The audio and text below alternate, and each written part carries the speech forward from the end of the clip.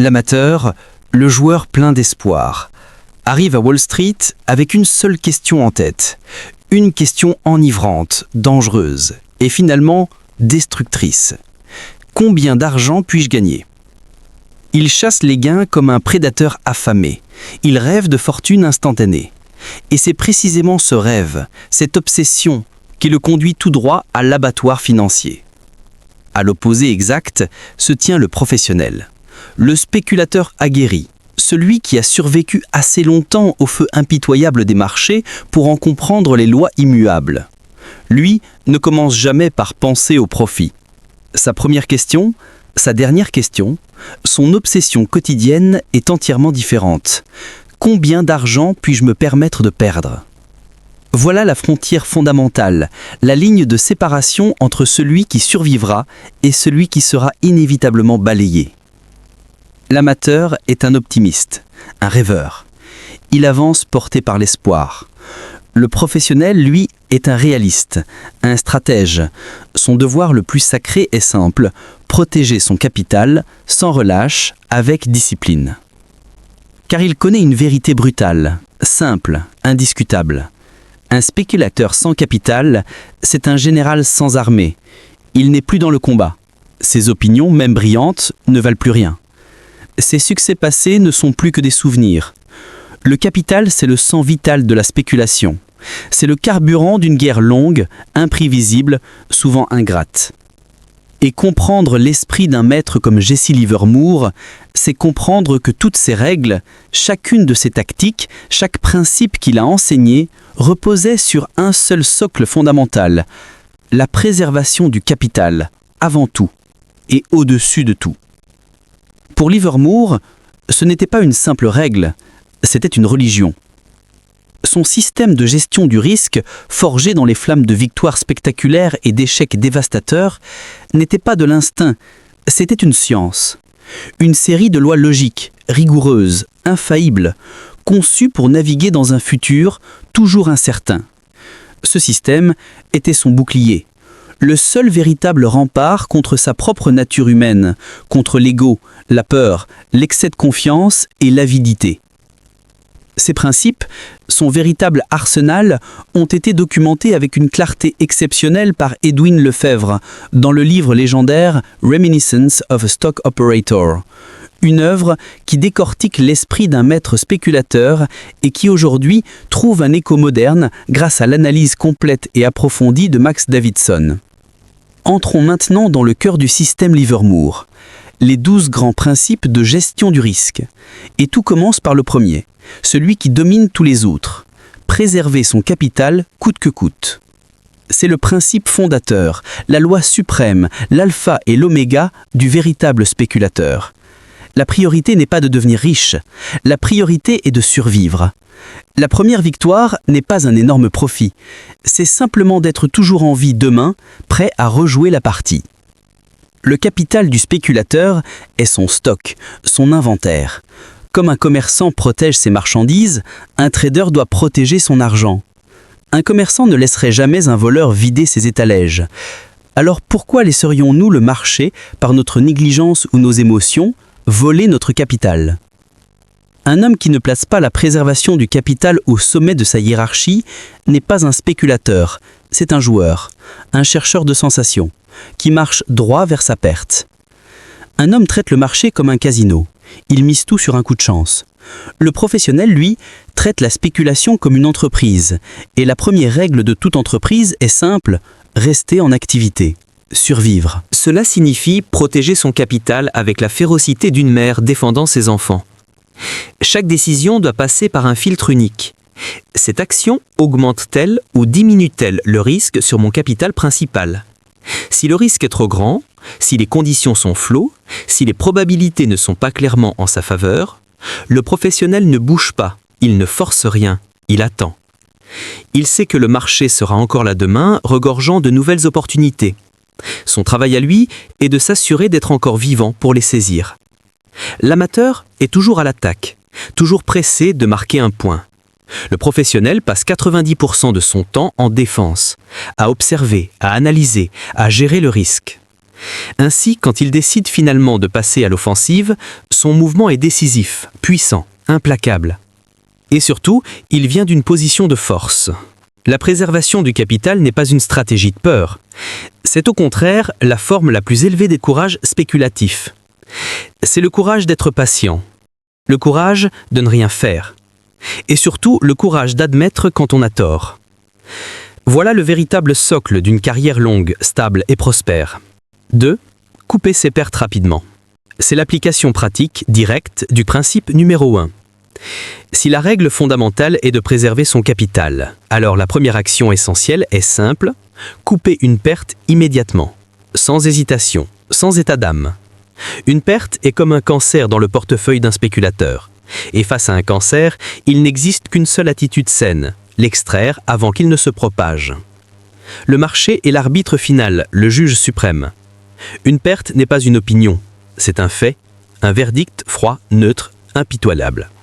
Un message clair du marché, ton jugement initial était erroné. Le professionnel ne discute jamais avec ce verdict. Il ne supplie pas, il ne négocie pas, il n'espère pas. Il obéit, instantanément. L'amateur, lui, fait exactement l'inverse. Il se bat contre le marché. Il argumente mentalement avec le ticker. Une position se retourne contre lui? Ce n'est pas un signal de sortie, non, c'est une invitation à espérer. Il se raconte des histoires. C'est juste une correction, un simple check-out. Ça va repartir. Il murmure des mensonges rassurants alors que sa maison brûle déjà autour de lui. Une petite perte, prise rapidement, n'est rien. C'est un simple frais de fonctionnement, une prime d'assurance. Le coût normal d'une idée spéculative qui n'a pas fonctionné. C'est une égratignure qui disparaît du jour au lendemain. Mais une petite perte que l'on ne coupe pas devient une infection. Puis une blessure profonde, puis une amputation financière. Jour après jour, elle enfle, elle s'élargit, elle dévore la confiance, elle paralyse le jugement, jusqu'à devenir une catastrophe. Le spéculateur doit apprendre à accepter une petite perte avec fierté professionnelle. Ce n'est pas un échec personnel. C'est au contraire la preuve qu'il agit en opérateur discipliné. La preuve qu'il suit ses règles. La preuve qu'il protège son avenir. L'ego est le grand ennemi du stop-loss. L'ego déteste avoir tort. Vendre en perte est une humiliation intérieure, une piqûre qui touche l'orgueil. L'amateur préfère perdre beaucoup d'argent que de perdre un peu d'ego. Le professionnel, lui, a compris à travers des douleurs réelles que son ego est un luxe qu'il ne peut pas se permettre. Il soumet son orgueil à une logique simple, froide, mathématique, celle de la gestion du risque. Son travail n'est pas d'avoir raison tout le temps. Son travail est d'être très rentable quand il a raison, et de perdre très peu quand il a tort. C'est la formule exacte de la survie.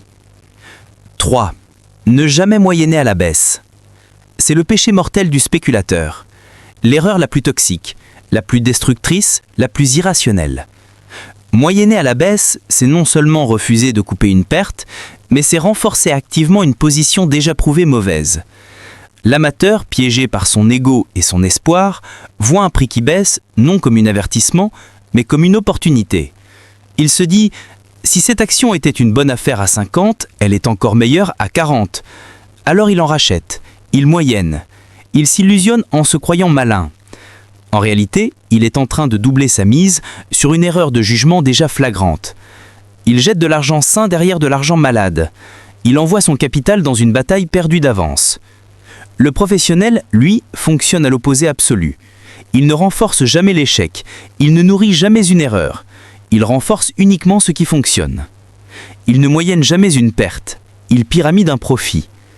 Moyenner une position perdante, c'est injecter plus de capital dans une opération que le marché lui-même a déjà condamnée. C'est défier, frontalement, le message de la tape. C'est un acte d'arrogance, coûteux, irrationnel, mortel. Une action n'est pas moins chère à 40, elle est plus faible. Elle a démontré par ses propres mouvements que la ligne de moindre résistance est vers le bas. Acheter davantage dans ce contexte, c'est essayer d'attraper un couteau qui tombe. Cette erreur naît d'un désir désespéré, sortir à l'équilibre. En abaissant son prix moyen, le trader croit se rapprocher de son break-even. Il croit faciliter son salut. En réalité, il ne fait que creuser sa tombe financière. La règle doit être gravée dans la pierre. Ne jamais, sous aucune circonstance, renforcer une position perdante. Jamais. Une position en perte ne doit être que clôturée, jamais augmentée. Tout autre comportement est une violation directe de la préservation du capital. C'est l'acte d'un homme qui, se trouvant déjà dans un trou, décide de continuer à creuser. 4. Laisser courir ses profits. Voici maintenant le versant offensif de la règle défensive qui consiste à couper ses pertes. Celui qui a appris à réduire ses pertes rapidement a résolu le problème de la survie. Mais pour dépasser simplement la survie et accéder au territoire des grandes fortunes, il doit maîtriser un second art, tout aussi difficile, l'art de laisser courir ses gagnants. Les mêmes démons émotionnels qui poussent l'amateur à s'accrocher à ses pertes sont exactement ceux qui le poussent à vendre tous ses positions gagnantes. Il entre correctement dans un trade, le marché lui donne très vite un beau profit, et soudain la peur surgit. La peur de voir ce gain s'évaporer, la peur du pullback normal qui pourrait effacer ses bénéfices, la peur de regretter. Alors son esprit lui souffle la phrase la plus séduisante et la plus dangereuse du monde du trading.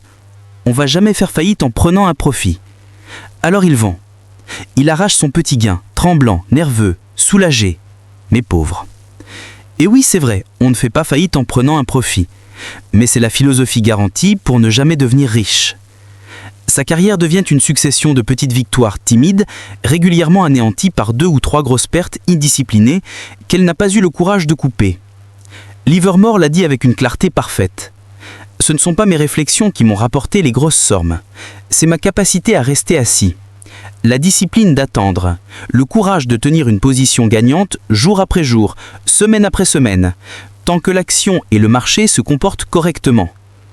Les grands gains ne se font pas sur la cassure initiale, ils se construisent dans le grand milieu. Cette zone silencieuse et nerveusement inconfortable, où la tendance mûrit lentement.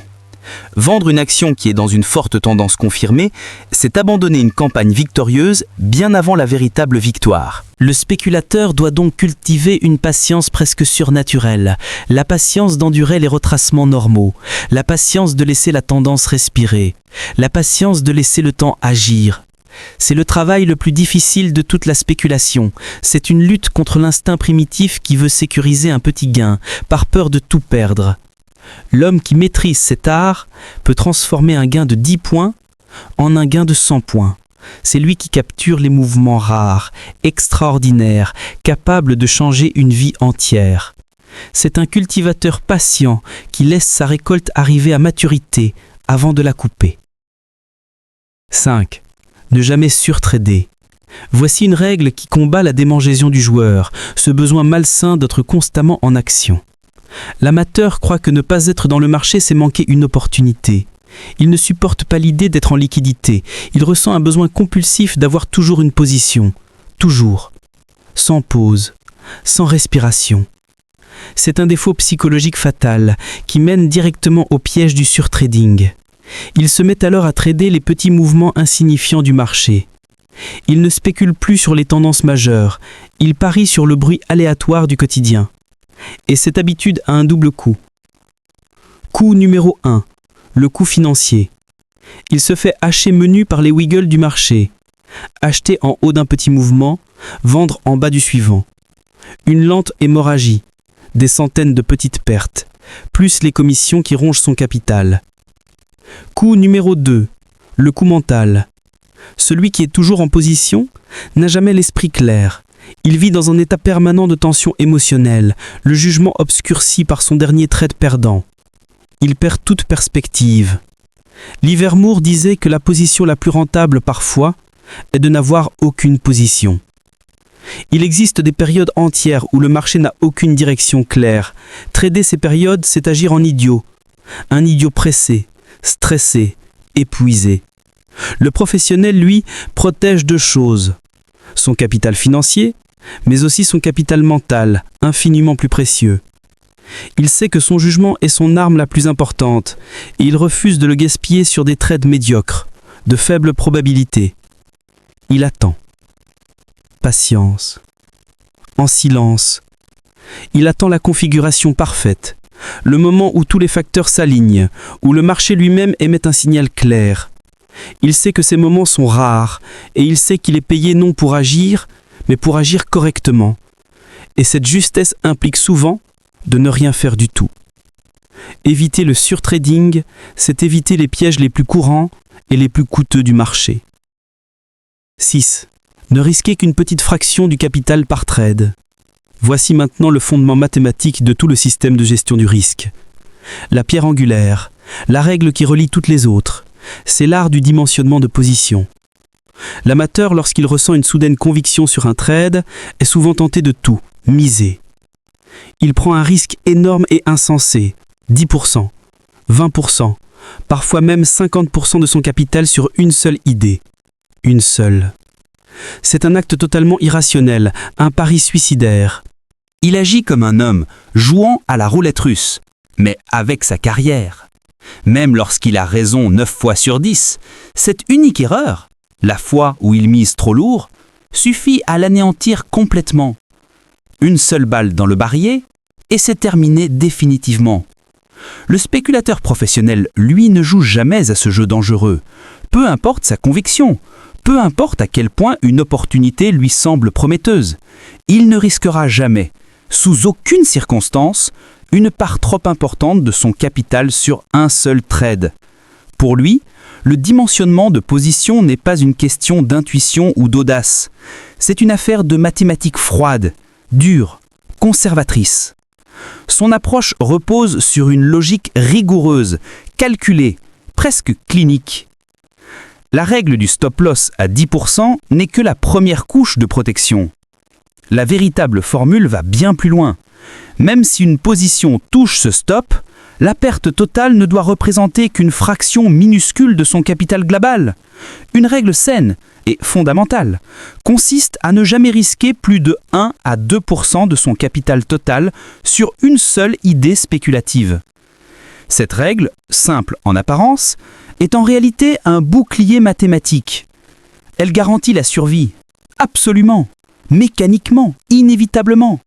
Un spéculateur qui respecte ce principe peut se tromper 10 fois de suite et ne perdre que 10 ou 20% de son capital. Il reste debout, il reste dans l'arène, il reste un joueur dangereux aux yeux du marché.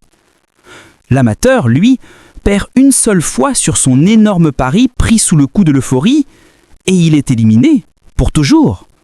C'est ici que naît le vrai courage spéculatif. La capacité d'agir sans peur parce qu'on sait que la pire issue possible est gérable. Un homme qui n'a jamais risqué sa peau n'a pas besoin de trembler. Son esprit reste clair, libre de toute panique. Il peut observer, lire la tape avec lucidité, prendre des décisions objectives sans être paralysé par une position qui menace de le ruiner. C'est dans ces moments-là, dans ces choix silencieux de gestion du risque, que se fait le travail invisible du spéculateur. Les foules pensent que le trading, c'est l'action. La réalité, c'est que le vrai travail est mental, stratégique, presque spirituel. Le désir émotionnel de parier gros est un ennemi puissant. Il exige un retour permanent aux principes fondateurs. Revenir à ces principes, revenir à cette vidéo, revenir à ces enseignements, surtout après une série de pertes qui ont troublé le jugement, est une étape vitale. C'est une réinitialisation de l'esprit professionnel. Car la science du position sizing est la pièce maîtresse de toute stratégie défensive. Celui qui la maîtrise rend mathématiquement impossible toute destruction totale. Il devient indestructible. Il gagne la première bataille, la plus essentielle, celle de la survie. 7e règle, attendre un signal clair du marché. Le grand jeu de la spéculation n'est pas un jeu d'action, c'est un jeu de réaction intelligente. L'amateur, poussé par l'impatience et la cupidité, veut forcer le marché. Il veut provoquer quelque chose. Il croit qu'il peut imposer sa volonté au prix. Le professionnel, lui, sait que c'est une folie. Il attend, calmement, vigilant comme un maître. Il ne bouge pas tant que le marché ne parle pas. Un spéculateur n'est pas payé pour deviner. Il n'est pas payé pour anticiper, espérer ou supposer. Il est payé pour diagnostiquer ce qui se passe réellement et agir avec rapidité et intelligence lorsque la preuve est devant lui. Agir avant que le marché n'ait donné son signal, c'est jouer aux cartes les yeux fermés. Le signal légitime, celui qui mérite ton capital, C'est le breakout à un point pivot, le moment où une action, après une période de consolidation, annonce clairement son intention de démarrer un mouvement puissant. C'est là que la ligne de moindre résistance devient visible, claire, indiscutable. Et ce signal doit avoir un caractère précis, une cassure forte, un mouvement d'autorité, une augmentation nette et explosive du volume. C'est la confirmation du marché lui-même. L'argent intelligent soutient ce mouvement. Acheter avant ce signal, c'est acheter sur l'espoir. Acheter après qu'il soit confirmé, c'est acheter sur la preuve. Toute la science de la spéculation tient dans cette distinction. Le professionnel attend les preuves. Qu'importe si cela prend des jours, des semaines, parfois des mois. Il attend le moment où toutes les étoiles s'alignent, où le marché lui donne un oui, clair et incontestable. Le marché n'est pas une performance continue, c'est une suite d'opportunités rares et précieuses. Ton rôle est d'être prêt. Agir sans signal clair, c'est financer les profits de ceux qui savent attendre. 8e règle, le cash est une position. L'amateur croit qu'être dans le marché, c'est être un spéculateur, et qu'être en cash, c'est être un perdant. Il ressent une anxiété permanente d'être hors du jeu. Il voit le cash comme un manque, comme une faiblesse. C'est une erreur psychologique profonde et coûteuse. Le maître spéculateur sait une vérité invisible aux novices. Le cash est souvent la position la plus stratégique, la plus puissante, la plus rentable. Être en cash, ce n'est pas être absent du marché. C'est être un roi en réserve, patient, calme, prêt à entrer dans la bataille au moment décisif. Le cash est la puissance silencieuse. C'est la liberté, c'est la clarté mentale. C'est la capacité d'attaquer seulement quand les probabilités sont écrasantes. Un homme qui est en cash détient un atout d'une valeur inestimable. Un esprit clair, lucide, objectif. Il n'est attaché à aucune action. Il agit comme un homme, jouant à la roulette russe, mais avec sa carrière. Même lorsqu'il a raison 9 fois sur 10, cette unique erreur, la fois où il mise trop lourd, suffit à l'anéantir complètement. Une seule balle dans le barillet, et c'est terminé définitivement. Le spéculateur professionnel, lui, ne joue jamais à ce jeu dangereux. Peu importe sa conviction, peu importe à quel point une opportunité lui semble prometteuse, il ne risquera jamais, sous aucune circonstance, une part trop importante de son capital sur un seul trade. Pour lui, le dimensionnement de position n'est pas une question d'intuition ou d'audace. C'est une affaire de mathématiques froides, dures, conservatrices. Son approche repose sur une logique rigoureuse, calculée, presque clinique. La règle du stop-loss à 10% n'est que la première couche de protection. La véritable formule va bien plus loin.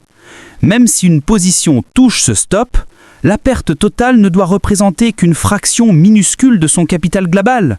Une règle saine et fondamentale consiste à ne jamais risquer plus de 1 à 2% de son capital total sur une seule idée spéculative. Cette règle, simple en apparence, est en réalité un bouclier mathématique. Elle garantit la survie, absolument, mécaniquement, inévitablement. Un spéculateur qui respecte ce principe peut se tromper 10 fois de suite et ne perdre que 10 ou 20% de son capital. Il reste debout, il reste dans l'arène, il reste un joueur dangereux aux yeux du marché. L'amateur, lui, perd une seule fois sur son énorme pari pris sous le coup de l'euphorie et il est éliminé, pour toujours. C'est ici que naît le vrai courage spéculatif. La capacité d'agir sans peur parce qu'on sait que la pire issue possible est gérable. Un homme qui n'a jamais risqué sa peau n'a pas besoin de trembler. Son esprit reste clair, libre de toute panique. Il peut observer, lire la tape avec lucidité, prendre des décisions objectives sans être paralysé par une position qui menace de le ruiner. C'est dans ces moments-là, dans ces choix silencieux de gestion du risque, que se fait le travail invisible du spéculateur. Les foules pensent que le trading, c'est l'action. La réalité, c'est que le vrai travail est mental, stratégique, presque spirituel. Le désir émotionnel de parier gros est un ennemi puissant. Il exige un retour permanent aux principes fondateurs. Revenir à ces principes, revenir à cette vidéo, revenir à ces enseignements, surtout après une série de pertes qui ont troublé le jugement, est une étape vitale. C'est une réinitialisation de l'esprit professionnel. Car la science du position sizing est la pièce maîtresse de toute stratégie défensive. Celui qui la maîtrise rend mathématiquement impossible toute destruction totale. Il devient indestructible. Il gagne la première bataille, la plus essentielle, celle de la survie. 7e règle, attendre un signal clair du marché. Le grand jeu de la spéculation n'est pas un jeu d'action, c'est un jeu de réaction intelligente. L'amateur, poussé par l'impatience et la cupidité, veut forcer le marché. Il veut provoquer quelque chose. Il croit qu'il peut imposer sa volonté au prix. Le professionnel, lui, sait que c'est une folie. Il attend, calmement, vigilant comme un maître. Il ne bouge pas tant que le marché ne parle pas. Un spéculateur n'est pas payé pour deviner. Il n'est pas payé pour anticiper, espérer ou supposer. Il est payé pour diagnostiquer ce qui se passe réellement et agir avec rapidité et intelligence lorsque la preuve est devant lui. Agir avant que le marché n'ait donné son signal, c'est jouer aux cartes les yeux fermés. Le signal légitime, celui qui mérite ton capital, c'est le breakout à un point pivot. Le moment où une action, après une période de consolidation, annonce clairement son intention de démarrer un mouvement puissant. C'est là que la ligne de moindre résistance devient visible, claire, indiscutable. Et ce signal doit avoir un caractère précis, une cassure forte, un mouvement d'autorité, une augmentation nette et explosive du volume. C'est la confirmation du marché lui-même. L'argent intelligent soutient ce mouvement. Acheter avant ce signal, c'est acheter sur l'espoir. Acheter après qu'il soit confirmé, c'est acheter sur la preuve. Toute la science de la spéculation tient dans cette distinction. Le professionnel attend les preuves. Qu'importe si cela prend des jours, des semaines, parfois des mois. Il attend le moment où toutes les étoiles s'alignent, où le marché lui donne un oui, clair et incontestable. Le marché n'est pas une performance continue, c'est une suite d'opportunités rares et précieuses. Ton rôle est d'être prêt. Agir sans signal clair, c'est financer les profits de ceux qui savent attendre. 8e règle, le cash est une position. L'amateur croit qu'être dans le marché, c'est être un spéculateur, et qu'être en cash, c'est être un perdant. Il ressent une anxiété permanente d'être hors du jeu. Il voit le cash comme un manque, comme une faiblesse. C'est une erreur psychologique profonde et coûteuse. Le maître spéculateur, c'est une vérité invisible aux novices. Le cash est souvent la position la plus stratégique, la plus puissante, la plus rentable. Être en cash, ce n'est pas être absent du marché, c'est être un roi en réserve, patient, calme, prêt à entrer dans la bataille au moment décisif. Le cash est la puissance silencieuse. C'est la liberté, c'est la clarté mentale. C'est la capacité d'attaquer seulement quand les probabilités sont écrasantes. Un homme qui est en cash détient un atout d'une valeur inestimable. Un esprit clair, lucide, objectif. Il n'est attaché à aucune action. Il n'est pas ballotté par les petites oscillations quotidiennes du marché. Il n'est pas épuisé mentalement par une série de petites pertes irritantes qui rongent progressivement la confiance. Au contraire, il peut s'asseoir, regarder le marché se déployer, avec la froideur d'un scientifique devant une expérience. Il voit les grandes tendances primaires se dessiner, lentement mais sûrement, sans que ses propres émotions ne déforment sa vision. Ses jugements sont solides, son esprit est en paix, il observe, il réfléchit et il attend. L'homme qui est constamment en position, lui, finit inévitablement par perdre sa perspective. Chaque trade le contamine mentalement. Une petite victoire lui donne une confiance excessive. Une petite défaite le plonge dans la peur. Il devient l'esclave de ses dernières émotions. Il ne voit plus la forêt, seulement l'arbre qu'il a blessé hier. Le marché traverse régulièrement de longues périodes floues, où les signaux se contredisent, où la tête raconte une histoire confuse, indécise, imprévisible. Ce sont les marchés latéraux, ces zones traîtresses où même les professionnels peuvent se faire piéger. Le spéculateur expérimenté sait qu'y trader revient à jouer un pari à faible probabilité. La réponse du maître est simple. Il ne fait rien. Il sort. Il liquide ses positions. Il convertit tout en cash et il attend. Il conserve son capital, mais encore plus important, il conserve son énergie mentale et émotionnelle. Il sait que durant ces périodes, son travail n'est pas de trader, mais d'étudier, d'observer, de comprendre. Être en cash, c'est être le maître de son destin. Pas de risque de nouvelles catastrophiques pendant la nuit. Pas de prison psychologique imposée par des positions en perte. Pas de tension. Pas de lutte intérieure. En cash, tu deviens un agent libre. Ton capital est intact, prêt à être déployé avec une force écrasante lorsque la véritable opportunité, rare, claire, indiscutable, se présentera enfin. 9e règle, ne jamais faire confiance aux tuyaux ni aux opinions des autres. Le spéculateur qui veut réussir doit apprendre à marcher seul, être un loup solitaire, penser par lui-même, tirer ses propres conclusions, agir d'après son propre jugement. Le jour où il laisse l'opinion d'un autre influencer ses décisions, ce jour-là, il renonce à son esprit, et son capital suivra bientôt.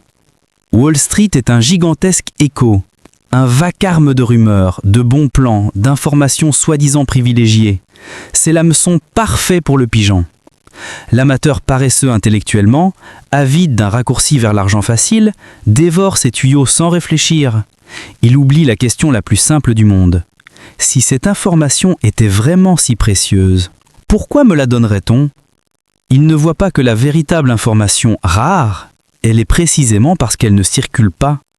La grande majorité des tuyaux ne sont que hypothèses, espoirs ou manipulations déguisées. Agir sur un type, c'est entrer dans un trade dont tu ignores la raison d'être. Et si tu ne connais pas la vraie raison d'acheter, tu ne connaîtras jamais la vraie raison de vendre. Tu deviens un aveugle guidé par un autre aveugle, et vous finirez tous deux dans le fossé. Jesse Livermore a appris cette leçon de la manière la plus brutale qui soit lors de la catastrophe du coton. Il a perdu une fortune colossale parce qu'il a abandonné son propre jugement au profit de celui d'un expert, Percy Thomas. La TEP lui criait de sortir, son propre système lui ordonnait de vendre, mais il a écouté les paroles rassurantes d'un autre homme. Cette erreur lui a coûté tout ce qu'il possédait. À partir de ce jour, une règle devint absolue. Il ferait son propre travail. Il analyserait ses propres graphiques. Il lirait sa propre tape. Son esprit serait une pièce fermée à clé, et aucune opinion extérieure n'y entrerait. Le spéculateur doit comprendre cette vérité immuable. On ne construit pas une grande fortune en laissant quelqu'un d'autre décider à sa place. La pensée doit être la tienne. Les décisions doivent être les tiennes. Et la responsabilité, des profits comme des pertes, doit être la tienne. 10e règle. La patience est une protection. La patience n'est pas, contrairement à ce que croit l'amateur, une attitude passive. Ce n'est pas de l'inaction, ce n'est pas de la mollesse. C'est une armure, une discipline, un pouvoir actif. Là où beaucoup croient que la défense du trader se fait avec des indicateurs ou des modèles complexes, la vérité est tout autre. La véritable protection du spéculateur est active, puissante et profondément intérieure. C'est son bouclier principal contre les deux forces les plus capables de le détruire. Ses propres impulsions émotionnelles et les innombrables illusions que le marché fabrique chaque jour. La patience, ce n'est pas seulement attendre, c'est savoir pourquoi on attend. C'est la discipline de rester immobile, silencieux, presque invisible, jusqu'à ce qu'apparaisse le véritable setup, celui qui offre une probabilité suffisamment élevée pour mériter votre argent, votre énergie et votre attention. La patience, c'est aussi refuser d'être attiré par les petites oscillations sans importance, ces micro-mouvements qui donnent l'illusion de l'action, mais ne débouchent sur rien. Vous savez, ce bruit qui pousse tant de traders à cliquer simplement pour se sentir en train de trader. La réalité, c'est que l'argent ne se gagne pas dans l'action. Il se gagne dans l'attente. Dans cette capacité presque zen à rester spectateur jusqu'à ce que le marché parle clairement. Dans les marchés sans direction, les traders impatients se font découper en morceaux, petit à petit. Leur capital s'érode par une série interminable de petites pertes, de micro-erreurs, de trades forcés. Le trader patient, quant à lui, reste en retrait. Il garde son cash intact, il observe, il écoute. Il attend que le marché se décide enfin, parce qu'il sait que préserver le capital fait partie du métier. La patience, c'est aussi savoir ne pas courir après un titre qui est déjà explosé à la hausse. L'impulsif, poussé par le FOMO, arrivera pile au sommet, au moment même où l'argent intelligent commence à distribuer. Le patient, lui, connaît une règle fondamentale. Acheter trop tard, c'est acheter faux. Ce n'est pas la dernière opportunité du monde. Le marché est une parade infinie d'occasions. En manquer une n'a aucune importance. Ce qui compte, ce n'est pas d'être dans tous les mouvements, mais dans les bons. La patience, c'est également le courage de rester assis sur ses gains, de supporter les corrections normales, naturelles, qui accompagnent chaque grande tendance. C'est la force mentale de laisser un gain de 10 points devenir un gain de 100 points, de ne pas toucher à une position simplement parce que l'émotion vous y pousse. Au final, le spéculateur est payé pour sa patience, celle à l'entrée et celle à la sortie. Tout ce qui se passe entre ces deux moments n'est qu'un terrain miné. Le spéculateur vit d'opinion. Il étudie, analyse, estime, anticipe, mais malgré tout ce travail, il ne doit jamais oublier une vérité implacable. Son opinion ne vaut rien tant qu'elle n'est pas confirmée par le marché. Le ticker, lui, ne ment pas. Il est juge et jury. Il rend un verdict indiscutable. Le trader qui commence à croire que son avis compte plus que l'action réelle du marché se rapproche dangereusement de la ruine. C'est l'égo-piège. L'amateur, quand une position part à l'envers, dit « le marché se trompe, cette action devrait monter, c'est une folie ». Le marché ne peut jamais avoir tort. Il reflète l'ensemble de toutes les informations, opinions et forces en présence. Il est la réalité. Celui qui s'y oppose finit toujours par y laisser son argent et souvent sa confiance. Le stop-loss existe justement pour nous rappeler notre faillibilité. Quand le marché frappe votre stop, il vous dit clairement « ton opinion était incorrecte ». Le seul comportement rationnel est de répondre « j'accepte ». S'entêter, argumenter, espérer, ce n'est plus du trading, c'est de l'orgueil suicidaire. La dernière loi, maîtriser ses émotions. Voici la loi qui englobe toutes les autres, le fondement, la racine. Le spéculateur qui ne se maîtrise pas lui-même ne pourra jamais maîtriser son compte. Le vrai combat du trader ne se déroule pas sur les marchés, il se déroule dans son esprit. Le marché joue sur nos instincts les plus primitifs. Il excite notre cupidité, il gèle notre courage avec la peur, il nous hypnotise avec l'espoir, il enflamme notre ego. Livermore le savait. Ces règles étaient en réalité un système scientifique conçu pour dompter l'irrationnel à l'intérieur de nous. Chaque règle est une ligne de défense. Le stop-loss est une barrière contre l'espoir. La patience, un rempart contre la cupidité. Suivre la tendance est un antidote à l'ego. Le spéculateur accompli devient presque froid, détaché. Il ne voit pas le marché comme un casino ou un adversaire, mais comme une série de problèmes mathématiques à résoudre. Il peut encaisser une perte sans trembler et accueillir un énorme gain sans s'en vanter. Il est un observateur, pas un participant émotionnel. C'est la bataille la plus difficile de toutes, une lutte intérieure permanente. Mais c'est la seule qui rend un spéculateur véritablement invincible.